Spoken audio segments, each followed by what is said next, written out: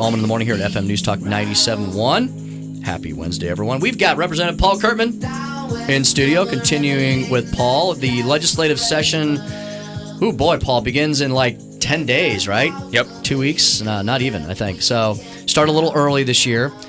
And so you all, legislature will go in, like January 4th, I think, and kind of get started. And then the governor's inauguration is the following week, I think. Right. Yeah. So, Paul, we were talking about Israel and the bipartisan condemnation that's coming out on Obama's actions, leading from behind. And we've seen a lot of leading from behind here in the state of Missouri over the last 8 years, right, with Jay Nixon. I bet you're glad to see him go. Yeah, it would be nice to actually have a leader in the governor's mansion for a change. You said during the break, you said it's going to be a little strange. You know, usually when a bill would come up, we'd all have our speeches ready about why the governor was wrong on it. You know, it's going to be a different environment. You know, we have a Republican government of Missouri. I mean, it's just across the board, with the exception of the state auditor for now. It's all Republican. The House, the Senate, the governor's mansion, treasurer, AG.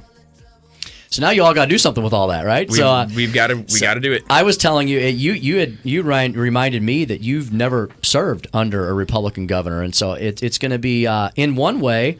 I mean, sure, I'm sure you're not going to agree on everything, but it'll be nice to have leadership of your party at the top, right, leading the way, versus the legislature trying to figure out every year, okay, what's he going to veto? Yeah. You know. Well, since I've been in the legislature's been governing the state in the absence of the leadership of our governor.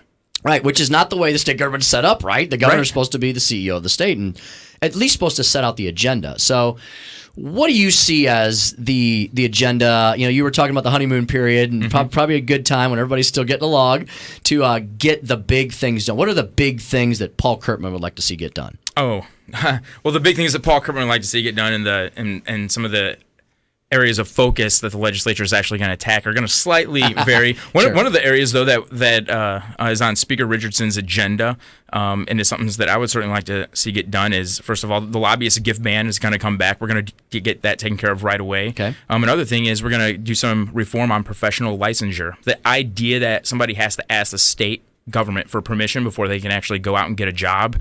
You know, if you want to be an interior designer in Missouri, apparently there's something so dangerous about it that you need government approval and oversight before you consult somebody on the colors that they paint their walls in their kitchen. It's amazing, isn't it? I mean, we always talk, Paul, about what Obama has done to hamstring the economy.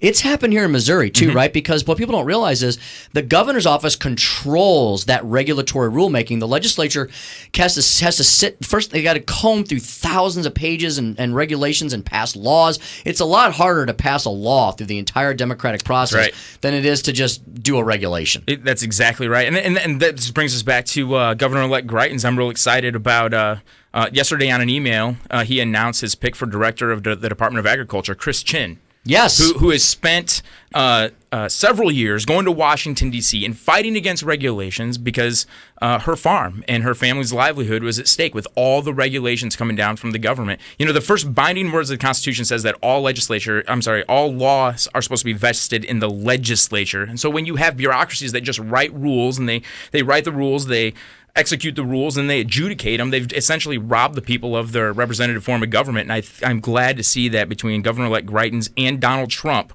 this is going to start reversing, and the government's going to start going back to the people. Paul, I think we're just seeing the beginnings of the unshackling of the bonds that have been on the economy, don't you? And I think 2017 is going to be a good year for small business owners, large business owners, and everybody that embraces the free market.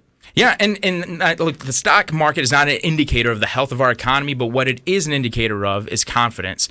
And so when you see investor confidence by the stock market going up as a response to Donald Trump winning, that just tells you that people that are invested in putting money into our economy just feel a little bit more confident about what lies ahead. Excellent. Well, hey, Paul, thanks so much for coming down here. Folks can follow you on Twitter at Paul Curtman. At Paul Curtman. Representative Paul Curtman going to be hitting the ground running with Governor-elect Greitens up there in Jefferson City in a few short days. Jamie Allman and I will be up there to cover it. Tim Jones in for Jamie Allman all morning this morning on FM News Talk 97.1. Keep it right here. We got lots more straight ahead.